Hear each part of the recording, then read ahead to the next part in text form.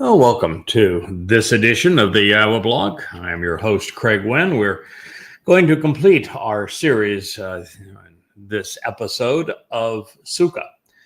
This is the 8th day of Sukah. It is a Shabbaton. It is symbolic of camping out with Yahweh forevermore. The first 7 days of Sukah are all devoted to a singular idea, and that is that God, after long last, after 6,000 years, is inviting us back into the garden of great joy. And by us, I mean, well, a relatively few number of us. The only ones who will be invited in are those who have capitalized upon Yahweh's offer through his beloved son, dough to David, who fulfilled Pesach, Matzah, and Bikurim so that we might live, so that we might have our guilt, particularly religious and political corruption, expunged from us, and so that we might be part of the covenant family, enriched, and empowered by God. This is precisely what he is offering, and he will also include those who partake in the Shabuah harvest, which is a result of Bikurim, and those who are gleaned on Teruah.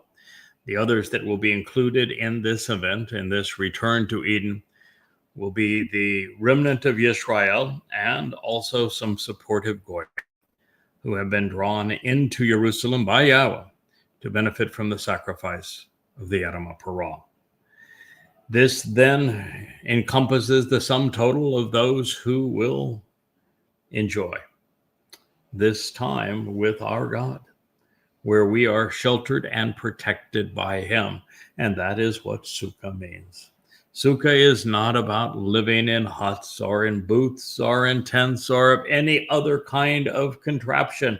It is about being protected and enclosed by God. It is identical to the concept of Gan, as in Gan, Eden, the Garden of Eden, which was a protected and sheltered enclosure.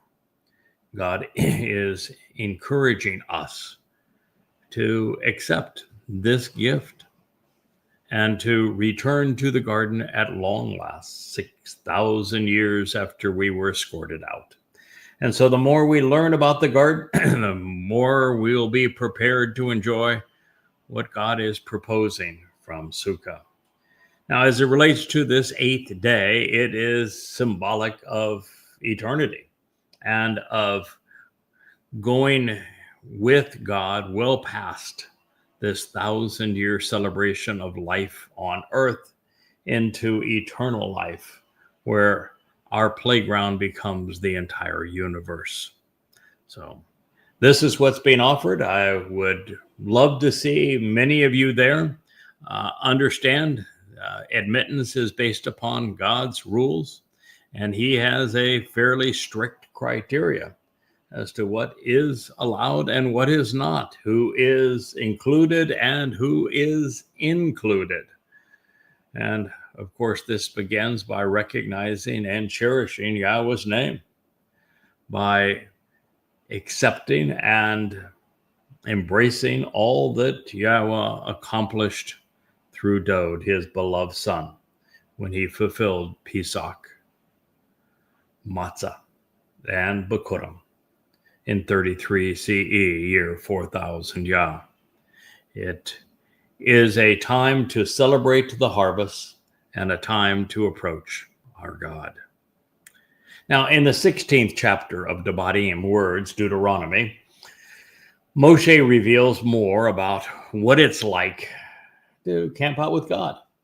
And matter of fact, this is probably not so much Moshe speaking as Yahweh using Moshe's mouth, speaking to us through him. So let's pick up God's story with the invitation to Pesach so that we maintain our bearings throughout.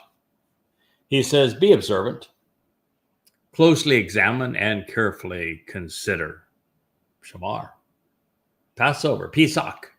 continuing to move in a straightforward fashion while removing all confrontational obstacles to approach Yahweh, your God, engaging in and acting upon it in association with the month of Abib, the first month of the year at the beginning of spring, when the grain of the barley plant is in the ear and yet still green and growing. What that essentially means is the renewal of light on the moon's surface closest to the vernal equinox. That is the first month of the year. That is Abib. It is exceedingly symbolic because Bokurim is a barley harvest, and it is timed such that the kernel of the barley, representing those saved souls, is still receptive, green, and capable of growing. And Passover is this opportunity to approach God, the very doorway to his home and to life, something that God is inviting us to engage in and to act upon in association with the month of Abib. If you are not doing this, then you are never going to come into proximity of God. And that would eliminate all Christians and all Muslims. And as we shall find out in just a moment, it will also eliminate all of those who practice Judaism. Indeed, in this time of renewal of Abib, Yahweh your God brought you out, removing you from the crucibles of religious and political oppression in Mitzrayim during a time of great darkness. Nothing is darker than the bite and constraints of religion and politics.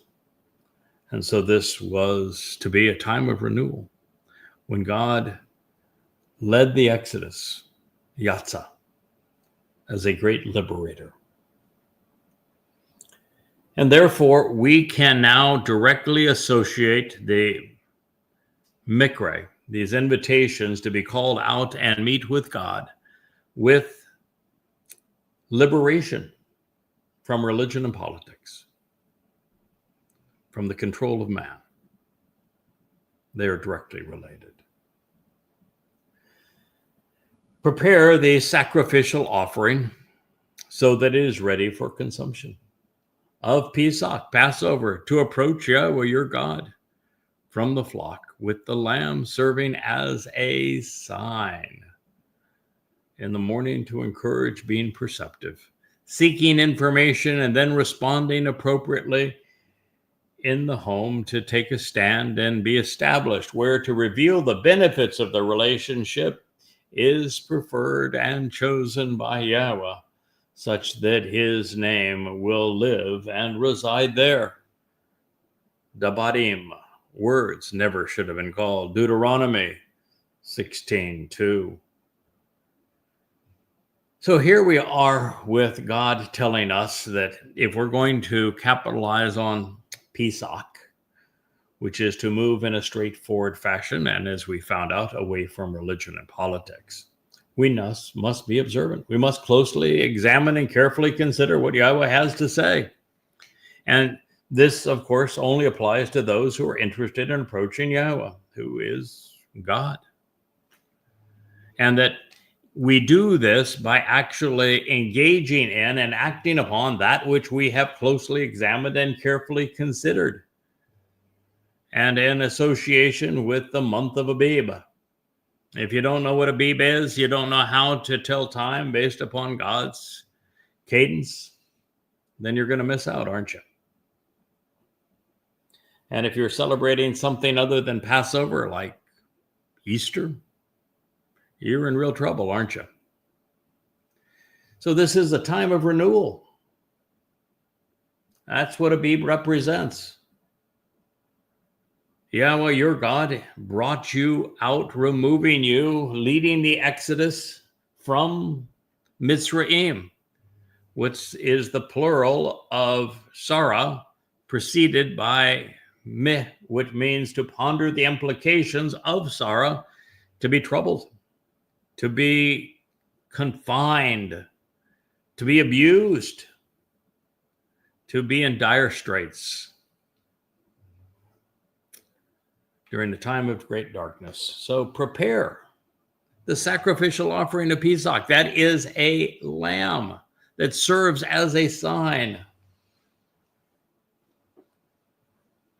Yes, it is a lamb that is the sign of Pesach, and it is God's beloved Son who volunteered to serve as that that lamb.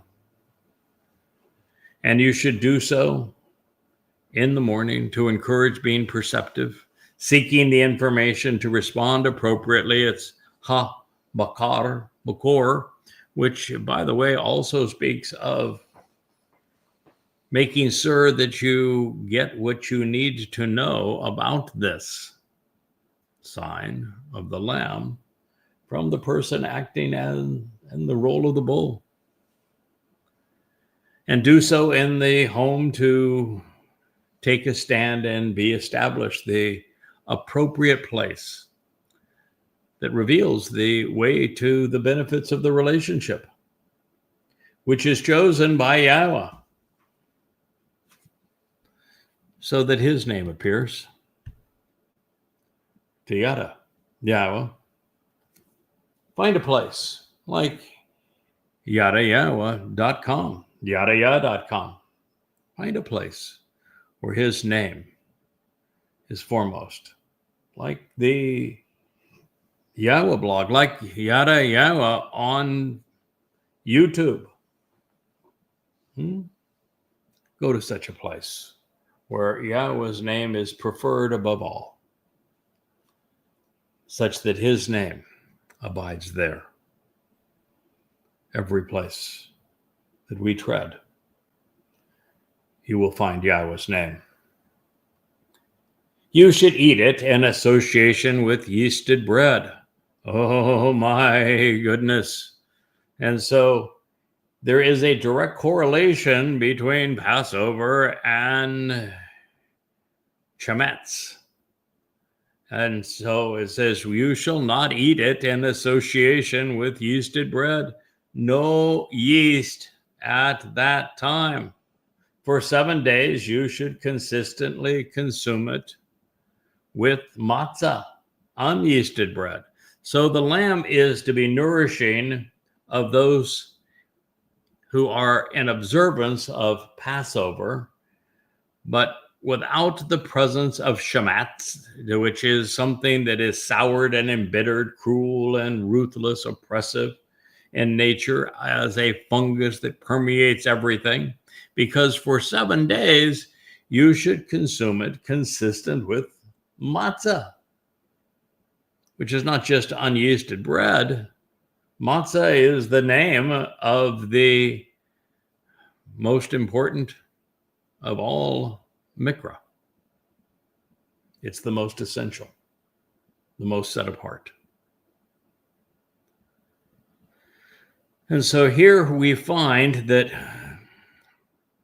Passover, which provides life, has to be enjoyed in association with matzah and has to avoid Shemitz yeast. Why? Because yeast is the very problem. Do you know someone who is named embittered, who is rebellious? Would be Miriam, wouldn't it? Moshe's sister. That's what the name means. And she was stricken with leprosy by God because she wanted to take the religious approach that the rabbis have taken, that they too speak for God. And God said, no, you don't.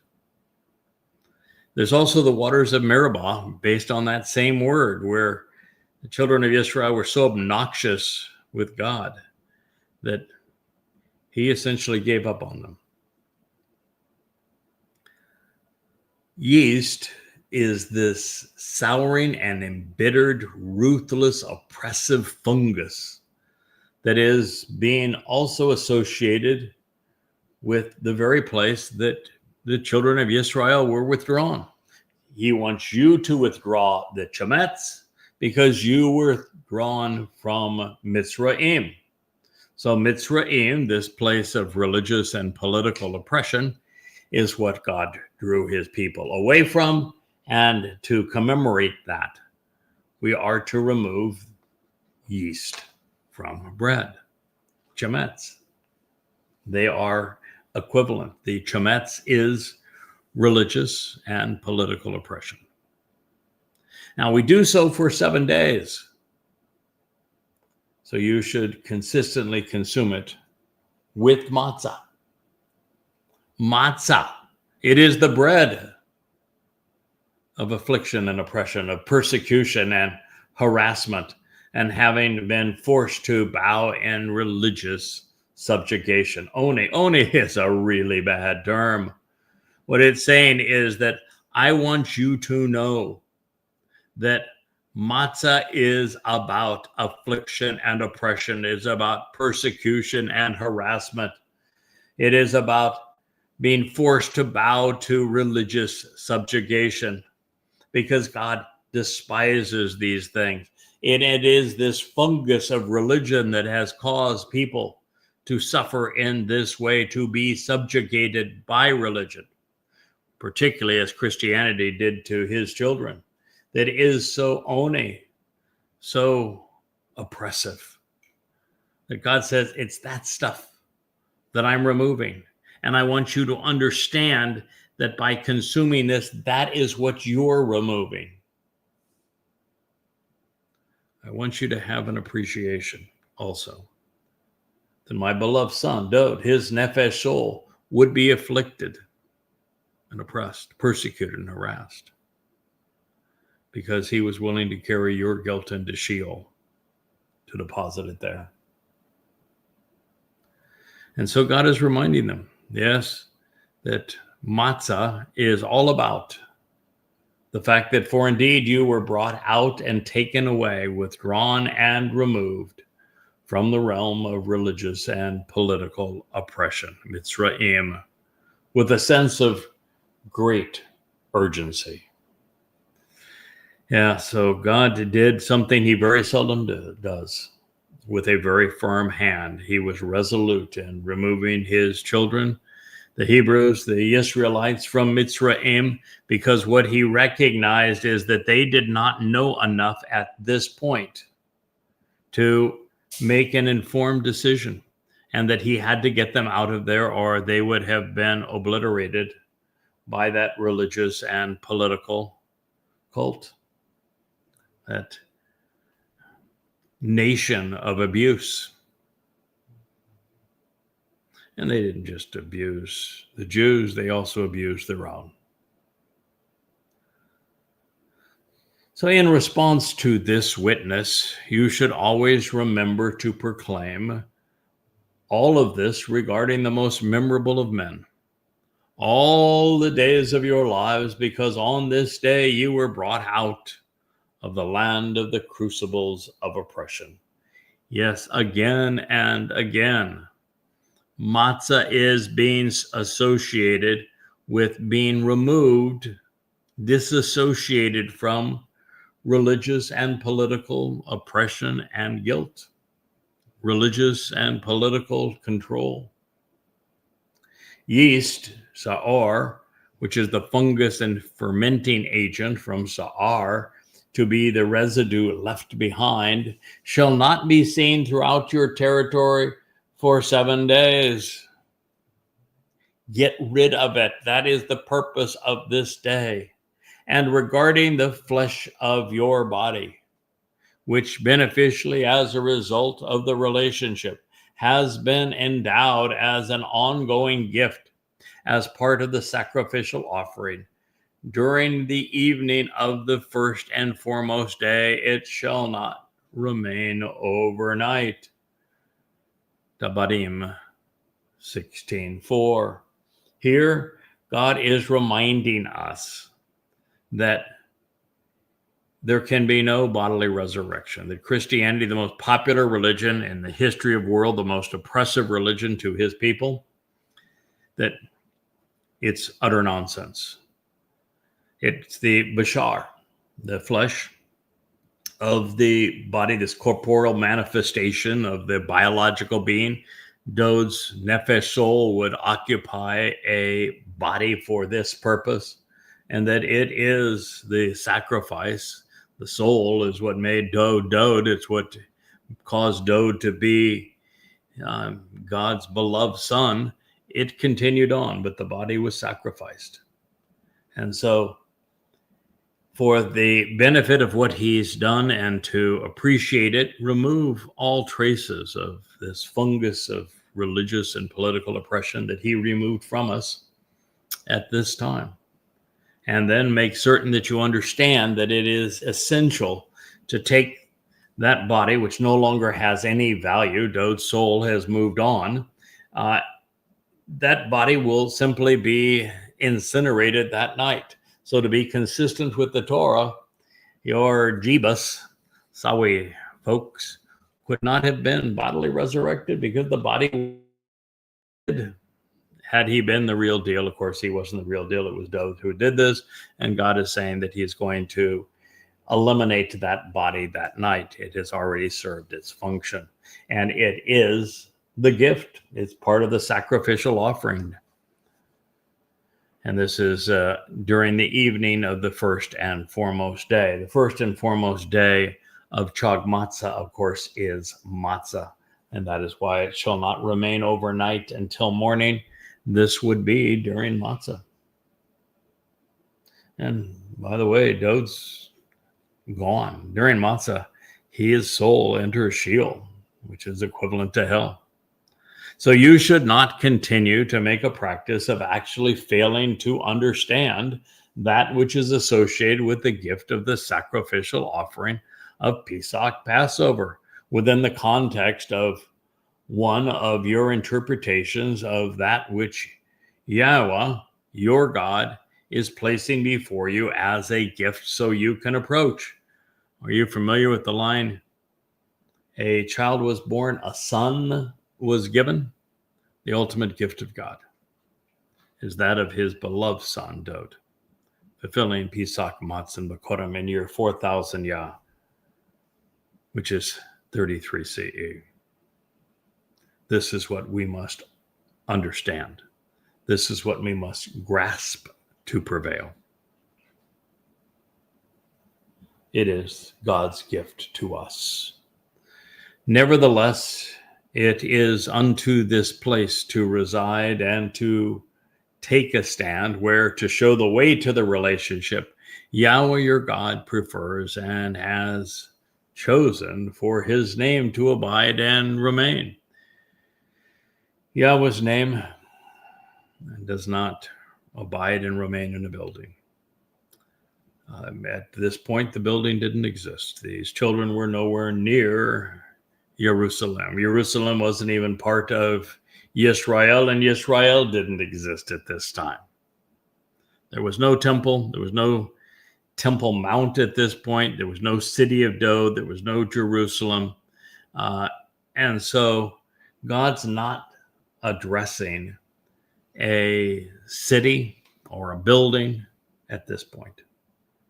He's talking about the place where his name resides. How about here? How about in the covenant family? How about in the Yahweh blog? How about at yadayah.com? How about any one of those places? How about all of those places? How about in his beloved son, Dod?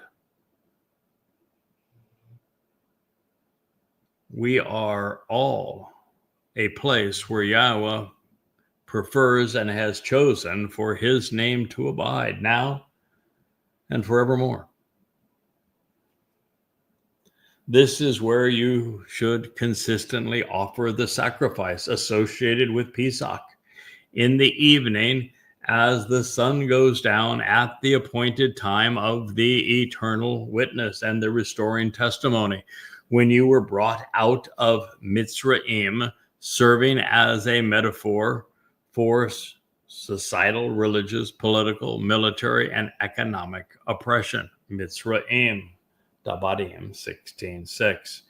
You shall cook it and eat it within the location which Yahweh your God chooses concerning it. And you should turn to face him, entering his presence and appearing before him in the morning to encourage being perceptive and discerning, seeking the information which is available, and then respond appropriately, even to the bowl. Yes, we come out in the morning following Pesach, which would be matzah. And we need to appear before God because this thought is exposed to God. Now that our guilt has been removed, we should feel very comfortable in his sight. Then go to your brilliant dwelling and home, your brightly shining encampment and household. OL 16:7. This is the only time associated with a Moed Mikra that God speaks of going to a tent. And what he is saying here has really nothing to do with a tent. So Sukah cannot be living in tents if the only mention of tent is associated with what is really matzah, the morning after Pesach. And what the concept here is that after you become immortal, as a result of what Dode has accomplished on Pesach, you become perfected by God, your guilt removed on matzah, so that morning you can appear totally exposed before Yahweh, and you're brilliant, you're shining, your home is God's home. That's what he's saying. You're enveloped in a shimmering covering of light. 6 days you should actually and consistently consume matzah, unyeasted bread. Now, from that point on, it would be 6. Otherwise, it's 7 overall. And on the 7th day, come together for a celebration to approach Yahweh, your God. So there is no reason to perform the service of the Malaka, this spiritual counselor and heavenly messenger. Devarim 16:8. God is presenting that 7-day celebration of Chag Matzah as 6 days plus 1 day to drive home the concept of man who is equated to 6 because he was born on, they're conceived during the 6th day, plus God who is 1 equals God's idea of perfection of 7. And so this matzah, unyeasted bread, is for our benefit. And for us to recognize that that 7th day is a celebration. And it's all so that we're prepared, becoming immortal and perfected, shining brilliantly and covered to approach Yahweh, our God. And because you are receiving this notification and this explanation from the Malaka, from this messenger and spiritual counselor who is infused with the 7 Ruach spirits of Yahweh, you don't need to do his job. The Malaka's job is being empowered and enabled by God himself for this purpose.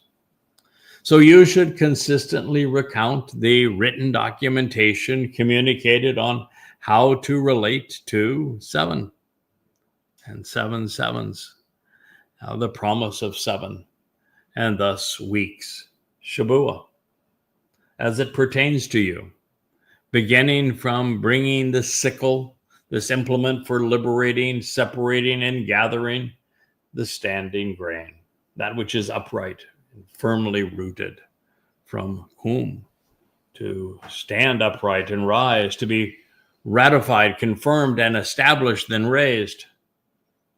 begin to recount the written word regarding 7 sevens, because this is the Mikra. It's a time to read and recite the very word of God. So God reminds us, begin by recounting this written word regarding the promise of 7, the Badim 16:9. Then you should act upon and engage in the festival feast of Shavuot, to approach Yahweh your God with something that works as a solvent to cleanse an appropriately affordable portion from a os, an ultimately insignificant and essentially otherwise workless but invisible and dissolvable substance, voluntarily offering of one's own initiative, of your hand, which to demonstrate the way to benefit from the relationship you can actually and consistently give, when compared to how in this relationship Yahweh your God continues to bless and to adore you. The Badim 16:10. God is offering us more than we can imagine, and he is not expecting a lot in return, but he is expecting something.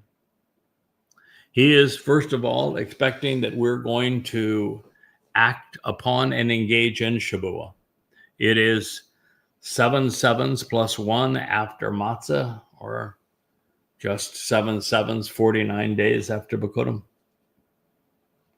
It is a celebration of all things related to 7. It is the middle of the 3 times each year that we meet with God. Its purpose is to approach Yahweh. And we approach Yahweh cleansed with the solvent. We recognize that there is a voluntary offering of someone's initiative, of free will contribution and donation, demonstrating one's being willing to volunteer for this mission, serving Yahweh and those being harvested in this way, of your hand, which is to demonstrate the way to benefit from the relationship. This is something God says you can and should consistently give, particularly when you realize that when we work with Yahweh, we may be diligently digging and working the soil and tilling it and watering it and the like, but God can do the same thing the entire world over, the entire universe over. He is just much better equipped at it than we are.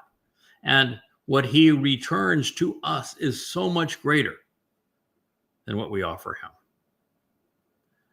because God continues to bless and adore us, all for the benefit of this relationship.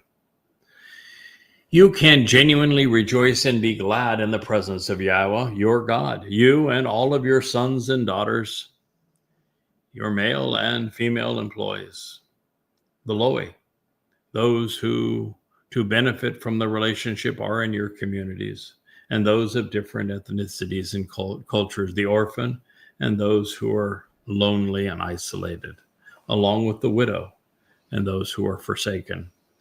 Now, I want to be a little bit careful here, because if you're going to be exacting in this, every item on that list was singular.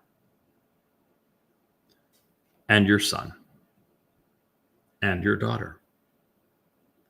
So for the one coordinating this harvest and making this free will contribution on behalf of the beneficiaries of Shavuot, it is said that he has a male and female offspring.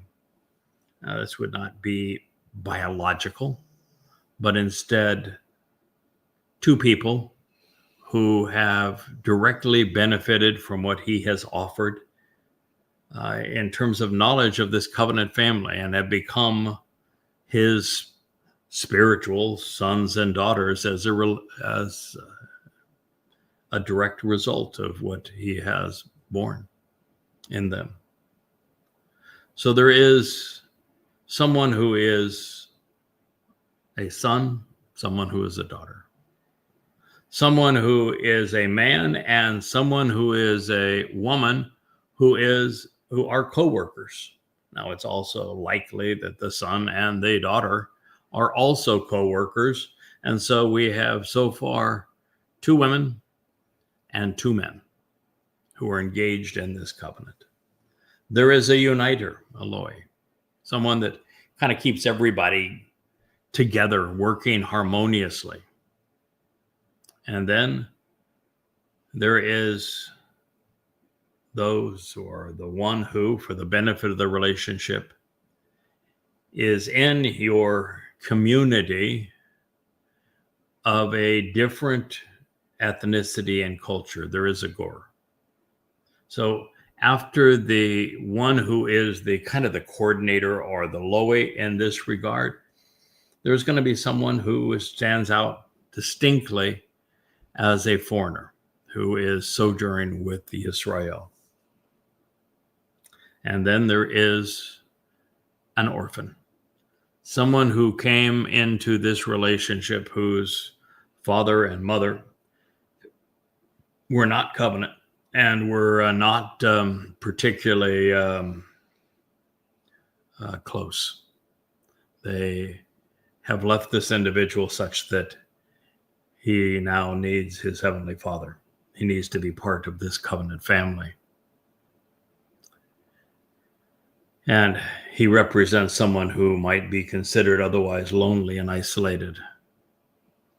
And then there's the widow who has been forsaken. So all of this is such that these individuals want to be led, such that he and she are on the correct path in your midst, standing up at the place which to show the way to receive the benefits of the relationship Yahweh your God chooses for his personal and proper name to dwell and reside. Now, these 8 individuals appear again during Sukah. So they are likely those who are going to assist Yada and Elia, the bull and the goat. Prepare for Dod and Yahweh's return, and then who are going to work collaboratively going forward in Sukah to educate and serve the mortal remnant of Yisrael who has entered the garden, as well as administrate over the Goyim workers who will be part of that community. You should remember that you were slaves, that you had no rights in the religious and political oppression of Mitzrayim. Therefore, you should be especially observant, Shamar, so that you act upon and engage in that which is associated with these inscribed prescriptions for living, which cut you into this relationship. Pay attention to what God is saying, in other words. He is not going to change. These are engraved prescriptions for living. There is no eraser for these. They are chiseled in stone. And so you should actually engage by continually participating in the festival feast of Sukah. So here we go. We've done Chag Matzah, and from Chag Matzah we did Shabuah, and now we're in the Chag Sukah, the festival feast of Sukah, on your behalf, which is for our benefit, for 7 days, when you gather in your harvest, which occurs on Teruah, the first day of Chag Sukah, from your threshing floor, where the kernel of useful and pure grain is separated from the chaff, and from your wine press. So this is the comparison that Yahweh wants to make, the prescription that he would have us perceive to understand the difference between man's world and God's realm. It is Mitzrayim versus Chag Sukah. And the choice is to be made with our eyes and minds open, such that we are observant, that we're prepared to act. even to engage in a relationship as Yahweh intended, should we so choose. To appreciate this contrast with man, we have Mitzrayim, the constant erosion of freedoms and the degradation of rights through political and religious institutions, in addition to economic and military influences. While there have been a few fleeting moments of liberty, the constant and unrelenting drumbeat of civilization has been to control. And the methods have been many, including the demonization of others, leading to invasions, genocides, and conquests. Man has also imposed economic caste systems, which have been ubiquitous and debilitating throughout human history. For the past 6,000 years, kings and khans, emperors and pharaohs, Caesars and czars, generals and dictators have imposed their will on everyone else, suppressing all dissent. God says, I don't want any part of that nonsense. I'm here to liberate you. Now, the methods have changed somewhat today. There are many echoes still of the past. Monarchical and maniacal dictators rule the Middle East. The world's most populous nation, China, is a communist dictatorship, wherein the 93% who are not party members are no better off than slaves. More than 1 billion Roman Catholics swear allegiance to their Pope. The second most populous nation, India, still has a restrictive and penal caste system. I think India may have actually passed China just recently in population, but their caste system is repressive. And Western democracies have become much more socialistic, more controlling, with state influencing almost every aspect of a person's life, indoctrinating their children into compliance. So throughout most of man's history, there has been very little difference, if any separation, between religion and government, with these human contrivances working collaboratively to suppress and control the masses. But even today, when there are some nations creating a distinction between the secular and sectarian, the most virulent control mechanism is still religion, because belief systems neutralize an individual's ability and also willingness to think independently or rationally. Politics does this as well. And to this crippling influence of conspiracy, and we have a recipe in this case for the zombie apocalypse, what I would call the ambulatory dead, the Marxists on parade, the religious at their gatherings. And to this, we have a healthy dose of conspiracy commingled with religion and politics, creating what is something that is just ultimately tranquilizing and paralyzing. To appreciate what God is offering to withdraw his family from, it is germane to realize that the world's experience with fiat currencies and deficit spending to prop up the illusion of solvency is just a house of cards. The impending economic collapse awaiting America and Europe is going to be so severe that it will make the Great Depression look like a bad day at the office. And then look at what happened with COVID-19, the mutating virus that brought the world to its knees. Billions of people willingly allowed their governments to usurp their liberties and their livelihoods while destroying everything that they had previously achieved. And all the while, nations have censored free speech more so every day, whereby any criticism of progressive ideology or Islam, which are now together, is resolutely banned. And if that were not enough, the threat of global warming is going to be used as a means to restrict business and prosperity while at the same time redistributing the world's remaining wealth, essentially bankrupting the only hope of recovery.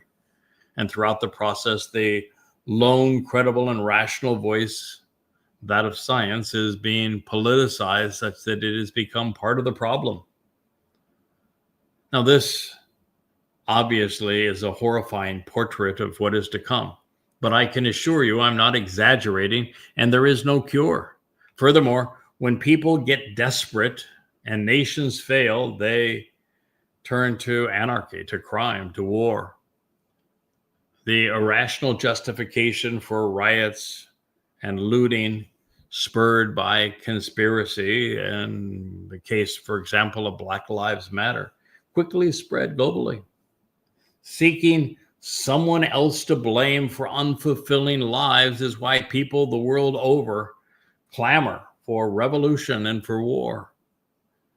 While Israel will be their initial target, as we have seen, this interwoven fabric of alliances will turn Sunni against Shia, Europe against Russia, the United States against China, and billions will die. By the time we turn the page past 2030 and the two witnesses arrive, the world will be quite unrecognizable. Yahweh's approach is the antithesis of nations and religions. It begins with liberation, the deliverance from being controlled. It presses forward with unrelenting truth, such that we can distinguish between right and wrong, good and bad, and then individually we are afforded the opportunity to choose between what mankind has to offer and what God is providing through his covenant and through his moed. Are you returning to Mitzrayim? Are you headed to Sukah? Well, Shelters is quite simply a celebration of our return to Eden, to great joy. The threshing floor is symbolic of grain without chaff, those who have emerged from the grinding pressures of a collapsing world into the covenant.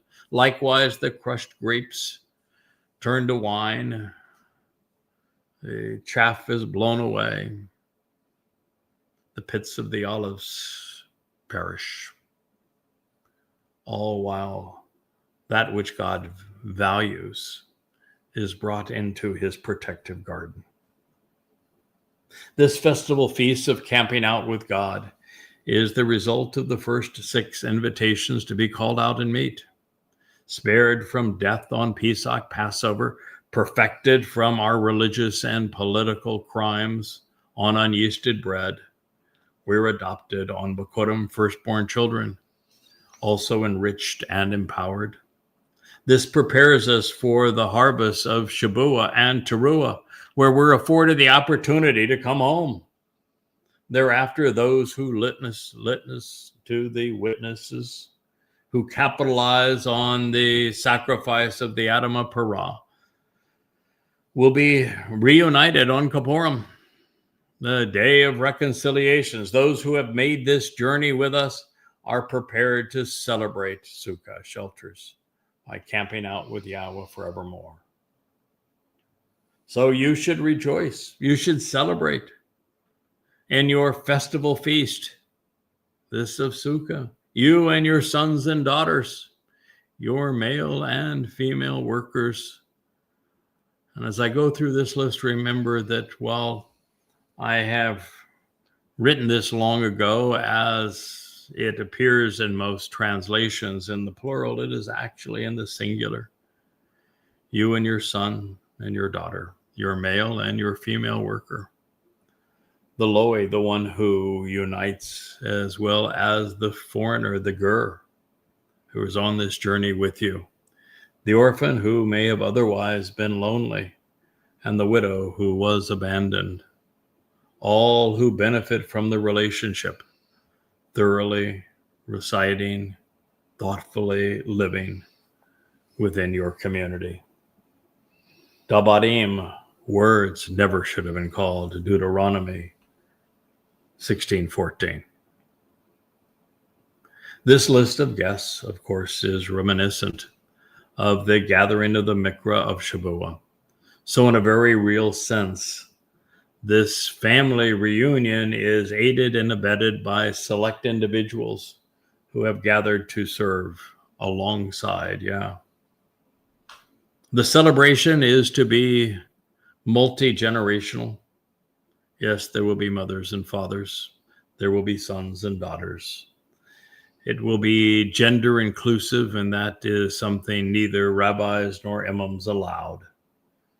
It is clearly binary. There is no hidden pronouns. You don't get to choose it. You are he or she, not something of your imagination. And that, of course, is in opposition to the progressives. By the time we reach Sukah, we are home, which means that the Loe who helped us navigate along the way to unify us with God's testimony are also entitled to a staycation. Even the Torah, which brought us together, is going to be replaced with a lowercase Torah, written the same way, just with guidance designed to help us journey safely through the dimensions, universe, and time.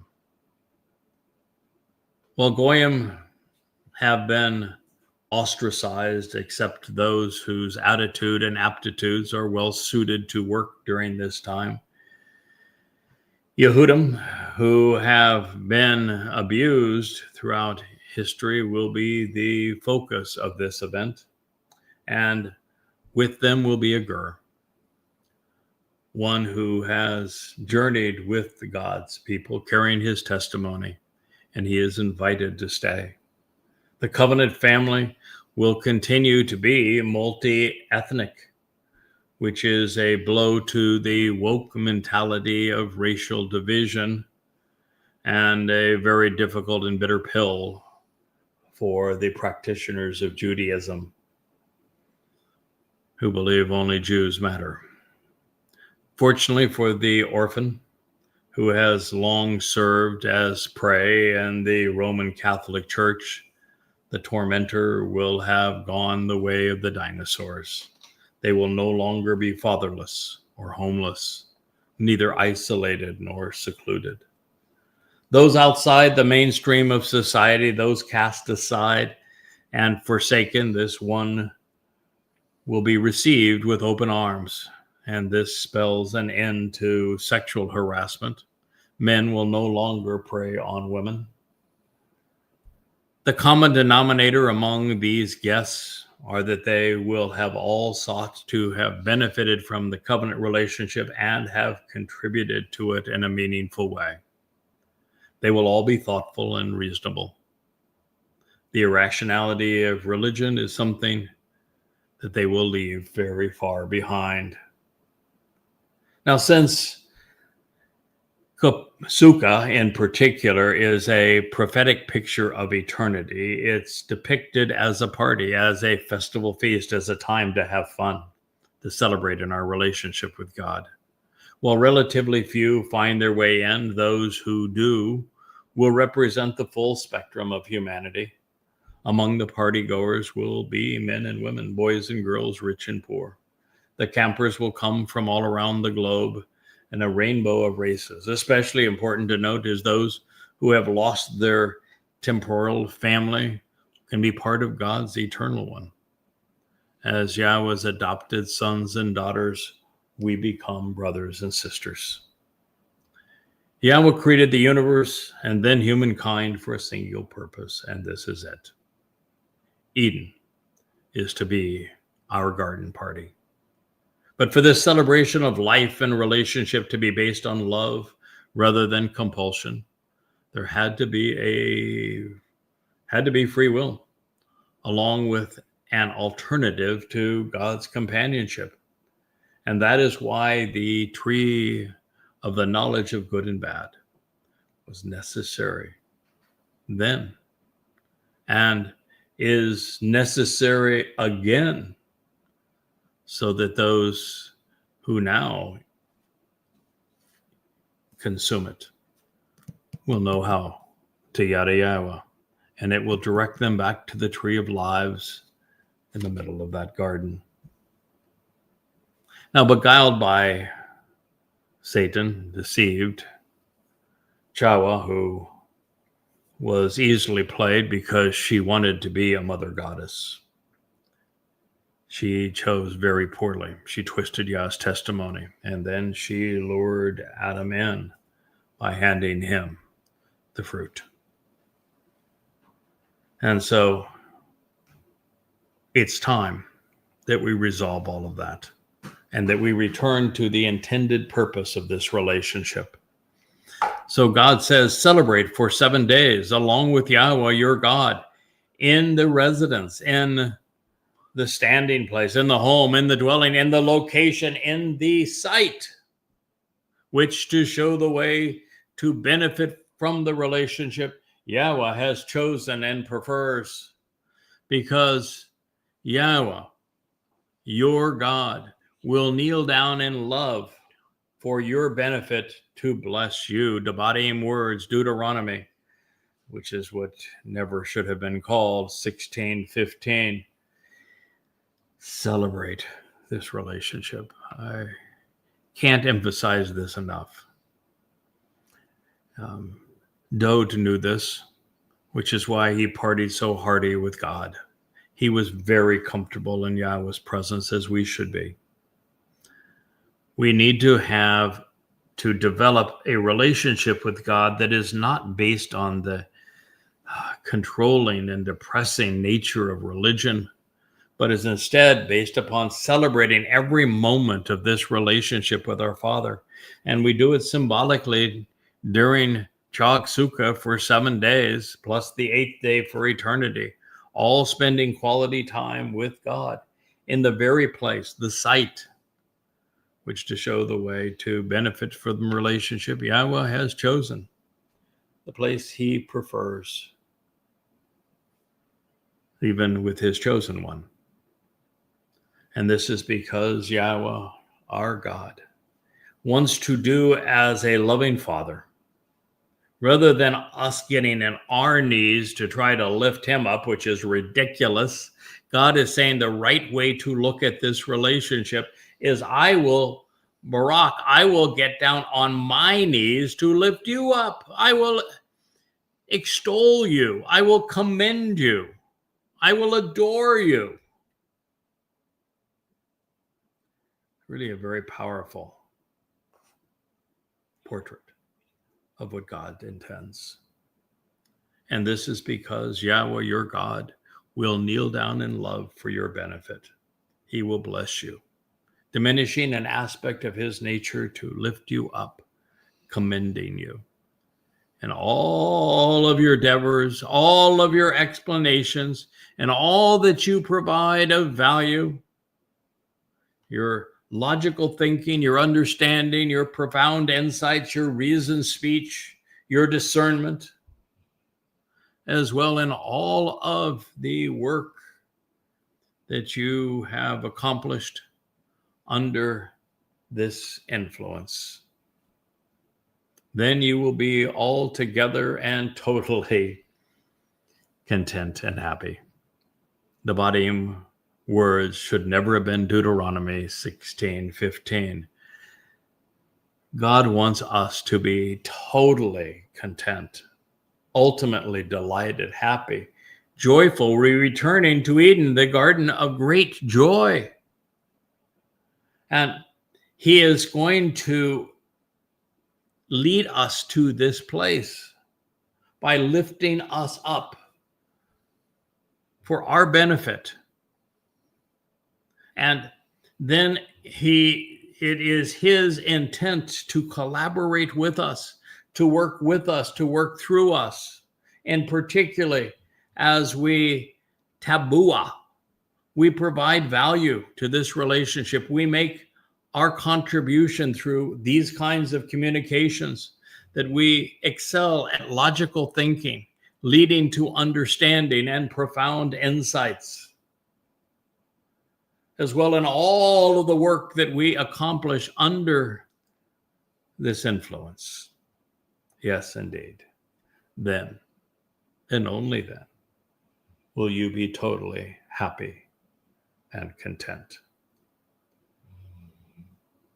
And so we're told 3 times indeed each year in the conduct of your life, and for the purpose of renewal each year, every one of you should remember to appear before Yahweh, your God, beside the place within the sight,